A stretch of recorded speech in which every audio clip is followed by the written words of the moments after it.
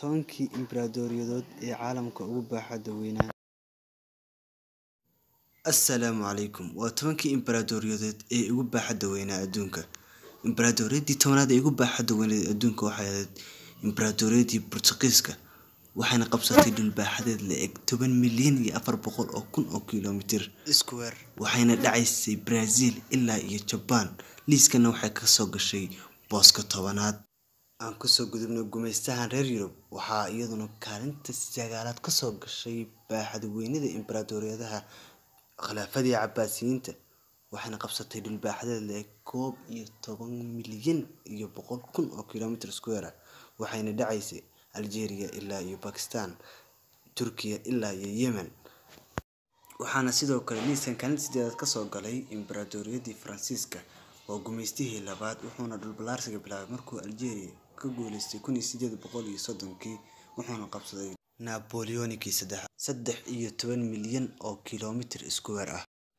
Imbraadoriyadii 7aad ee ugu baaxadda weynayd waa imbraadoriyadii Yuan, waxayna qabsatay dhul baaxadeed la'eg 14 milyan oo kiiloomitir square 1294, wuxuuna ahaa qoys Shiineys ah. Isla imbraadoriyad indho yar ah ayaa ah imbraadoriyadda 6aad ee ugu baaxadda weyn imbraadoriyadaha, waana imbraadoriyadii Qin, waxayna qabsatay dhul baaxadeed la'eg 14,700,000 oo kiiloomitir square ah.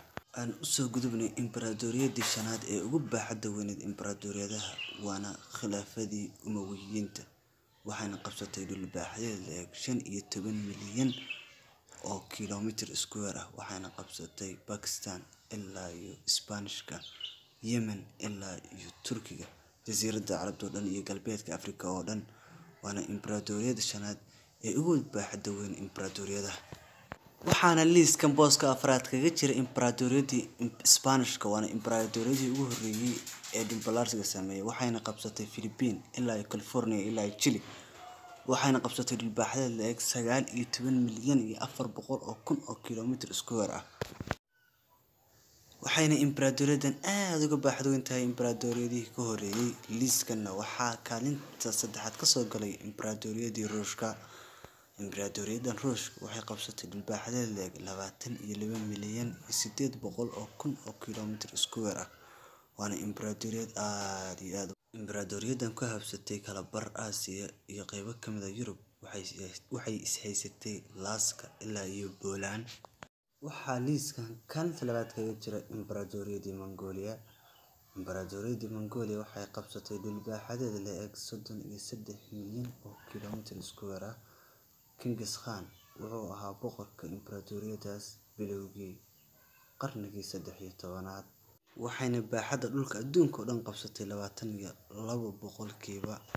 waxaana imbraadoriyadahan kow kaga jira baaxad weynida dhulka imbraadoriyadii Britain.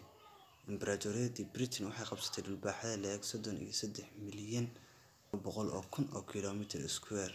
imbraadoriyadii Britain waxaa lagu naanaysi jiray imbraadoriyadda calankeeda uusan qorraxda ka dhicin, maadaama ay qabsatay dhul baaxadeed aad iyo aad u ballaaran kuna yaala qaarado kala gedisan.